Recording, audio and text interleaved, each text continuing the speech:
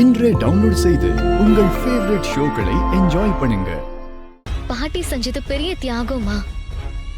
அவங்க உங்களுக்கு பதிலா குழியில இறங்குறேன்னு சொல்லாம இருந்திருந்தா நம்ம ஊரை விட்டே ஒதுக்கி வச்சிருப்பாங்க.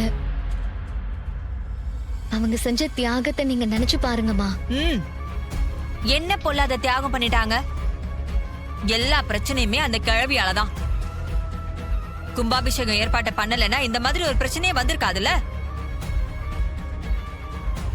அந்த கிழவி செஞ்ச பாவத்துக்கு தான் இப்ப அதுவே குழியில இறங்குற மாதிரி ஆயிடுச்சு. சந்திரா விடு, எல்லாம் முடிஞ்சிருச்சு. இனிமே இத பத்தி பேசி எந்த பிரயோஜனமும் இல்ல.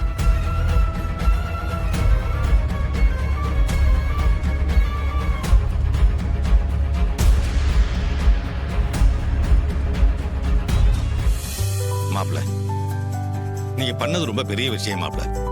இல்லன்னா நிறைய பிரச்சனைகள் வந்திருக்கும். பந்தக்கால் நட்டிருக்க முடியாது, கும்பாபிஷேகமும் நின்று போயிருக்கோம். இப்படி எந்த அசம்பாவிதமும் நடக்காம எல்லாத்தையும் நல்லபடியா முடிச்சிட்டீங்க. ரொம்ப நன்றி மாப்ள. திரும்பவும் கும்பாபிஷேகம் நடக்காத மாதிரி ஒரு சிச்சுவேஷன் வந்திருந்தா பாட்டியால அதை தாங்கிக்கவே முடியாது. ரொம்ப மனசுடைஞ்சு போயிருப்பாங்க. அப்படி எதுவும் நடக்காம பாத்துக்கிட்டீங்க. ரொம்ப சந்தோஷங்க. சகல, உன் கூடையே இருந்து சிலைய திரும்ப கொண்டு வந்து வச்சது எனக்கு ரொம்ப மகிழ்ச்சிப்பா. அப்படியே கையோட அந்த கும்பாபிஷேகத்தையும் நடத்தி கொடுத்துட்டவன் ஏன் ஐ எம் வெரி ஹாப்பிப்பா.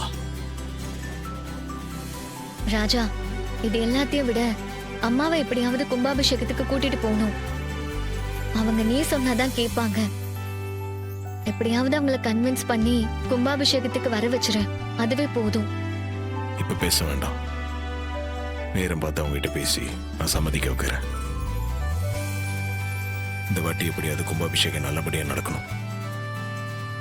நம்ம எல்லாரும் சேர்ந்து தான் அதை நடத்த முடியும். கண்டிப்பா நடத்தலாம் மாப்ள. நீங்க இருக்கிறப்போ எங்களுக்கு என்ன கவலை? கும்பாபிஷேகம் நல்லபடியா நடக்கும்.